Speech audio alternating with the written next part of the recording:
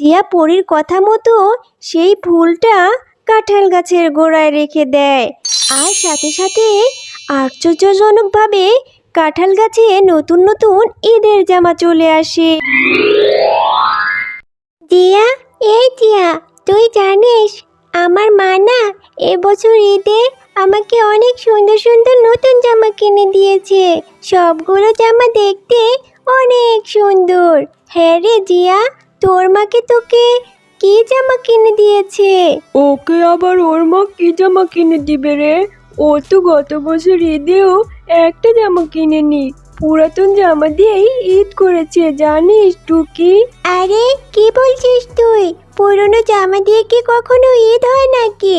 আমার মা সব সময় আমাকে ঈদে নতুন নতুন জামা কিনে দেয়, তাও আবার অনেকগুলো। আগের বছর তো আমার মায়ের কাছে কোনো টাকা ছিল না, তাই তো আমার মা আমাকে নতুন জামা কিনে দিতে পারেনি। তাই আমি পুরাতন জামা পরে ঈদ করেছি। কিন্তু এবছর আমি আমার মাকে বলবো আমাকে নতুন নতুন জামা কিনে দিতে। এরপর নতুন জামা পরে আমি তোদের সাথে ঘুরবো। নতুন জামা পরে আমি ঈদ করব তোদের সাথে। তাই না কি রে জিয়া? তুই তো আগের বছরও বলেছিলি যে তোর মা তোকে নতুন জামা কিনে দিবে, আর সেই জামা পরে তুই আমাদের সাথে ঈদ করবি। কই, তোর মা তো তোকে নতুন জামা কিনে দিল না, তুই তো সেই পুরাতন জামা পরেই ঈদ করলি। শোন জিয়া, যদি তুই এইবার নতুন জামা কিনে না আনিস তাহলে তোকে আমাদের সাথে ঘুরতে নিব না। বন্ধুদের এসব কথা শুনে জিয়া মনটা খারাপ করে সেইখান থেকে চলে আসে। মা, ও মা, তুমি আমাকে এই বাড়িতে নতুন জামা কিনে দিবে, তা না হলে আমি কিন্তু অনেক মন খারাপ করব। মা জিয়া, কিছুদিন ধরে আমার শরীরটা ভীষণ খারাপ, আমি যে কোনো কাজই করতে পারি না রে মা। বাঘিনী মামি যে কি বলবে তা তো আল্লাহই ভালো জানে রে মা। যাই হোক, যতদিন কাজ করেছি ততদিনের টাকাই চাইবো। বাঘিনী মামি যদি টাকাটা দেয় তাহলে তোকে একটা নতুন জামা কিনে দিব রে মা। তুমি আমাকে কবে ঈদের জামা কিনে দিবে মা? ঈদের তো আর মাত্র 2 দিন বাকি আছে। মা, তুমি যদি আমাকে এইবার নতুন জামা না কিনে দাও তাহলে আমি কিন্তু অনেক রাগ করব।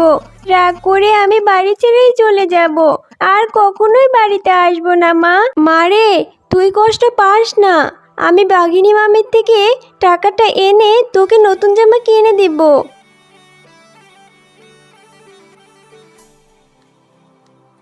বাঘিনী মামি, আজকের মতো তো আমার সব কাজই করা শেষ। বাঘিনী মামি, একটা কথা ছিল, আমি যে কদিন কাজ করেছি সে কদিনের টাকাটা যদি দিতেন তাহলে আমার খুব উপকার হতো। আমার মেয়েটা নতুন ঈদের জামা কিনে দেওয়ার জন্য বায়না ধরেছে। আমার মেয়েটা রাগ করে বসে আছে বাঘিনী মামি, ও চাইছে এবার নতুন জামা পরে ঈদ করবে। ঈদের যে আর মাত্র 2 দিন বাকি আছে। বাঘিনী মামি, আপনি যদি টাকাটা দিতেন তাহলে আমার বড় উপকার হতো। আমার মেয়েটাকে একটা জামা কিনে দিতাম। ঝুমা, তুই তো রোজ রোজ কাজে ফাঁকি দিস, কিন্তু অগ্রিম টাকা চাইতে হলে সবার আগে চলে আসিস।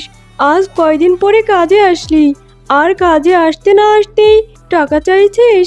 এটা তো রোজার মাস, ঈদের জন্য এমনিতেই অনেক টাকা খরচ হয়ে গেছে, অনেক জিনিসপত্র কেনা হয়ে গেছে, আর এখন তো হাতে আমার কোনো টাকা পয়সা নেই, আর ঈদের জন্য আরো অনেক কিছু কেনা বাকি রয়ে গেছে।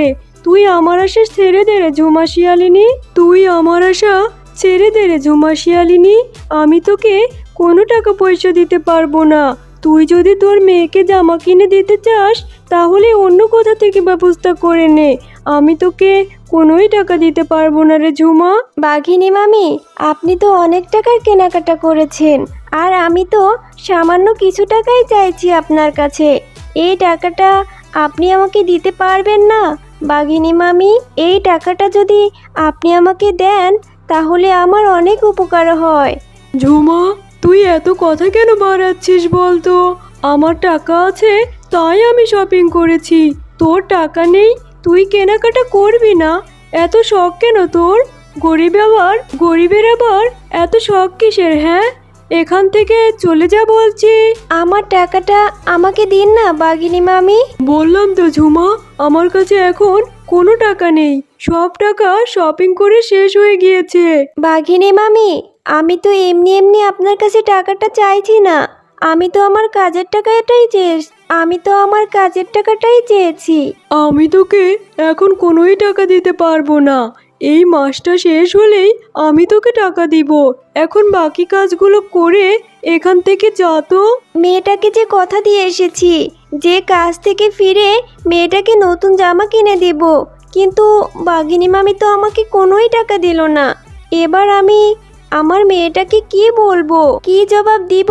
এবার আমি আমার মেয়েটাকে নতুন ঈদের জামা না কিনে দিলে আমার মেয়েটা যে অনেক কষ্ট পাবে।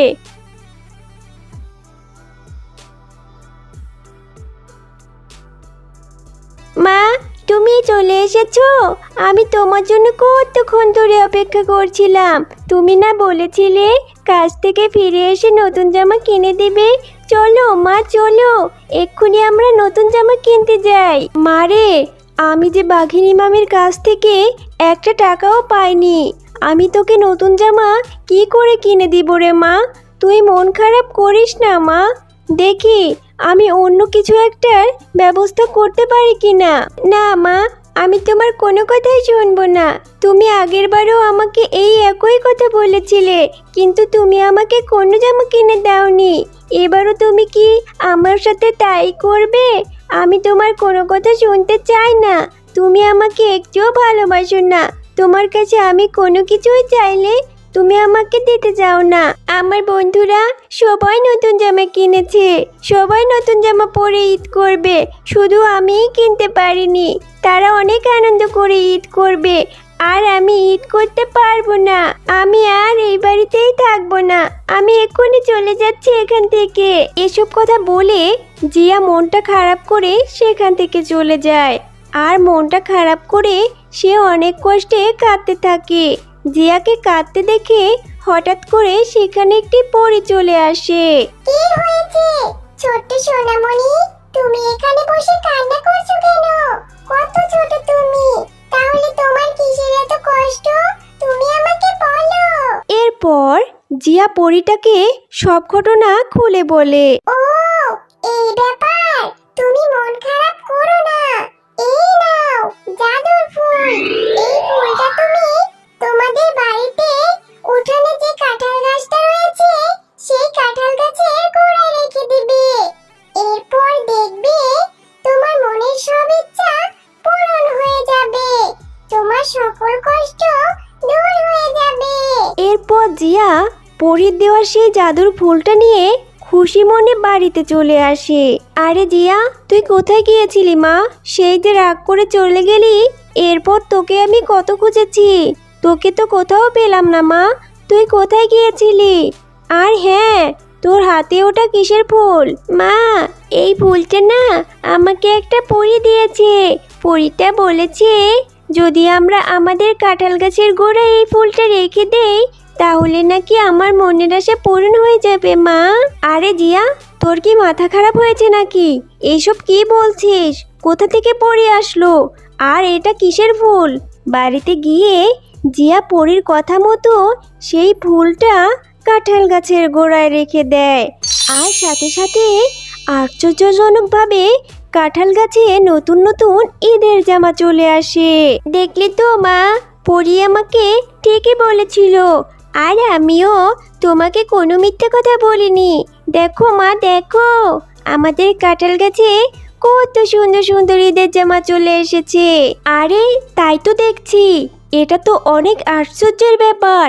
কিভাবে কাঁঠাল গাছে এত সুন্দর সুন্দর জামা চলে আসলো? মা, ভালোই তো হয়েছে। এবার আমি অনেক অনেক নতুন জামা পরে ঈদ করতে পারবো। আর আমাদের বনে যারা অসহায় আছে, যারা ঈদের জামা কিনতে পারে না, তাদেরকে আমরা এই জামাগুলো বিলিয়ে দেব। তারাও যেন নতুন জামা পরে ঈদ করতে পারে। এরপর জিয়া সেই কাঁঠাল গাছ থেকে কিছু জামা পেড়ে বনে যারা অসহায় ও গরিব বাচ্চা রয়েছিল তাদের মাঝে বিলিয়ে দেয়। এভাবেই সবার ঈদ আনন্দে ভরে ওঠে। তো বন্ধুরা, আমাদের গল্পটি তোমাদের কাছে কেমন লাগলো? যদি ভালো লেগে থাকে তাহলে আমাদের চ্যানেলটি এখনই সাবস্ক্রাইব করো আর বেল আইকনটি অন করতে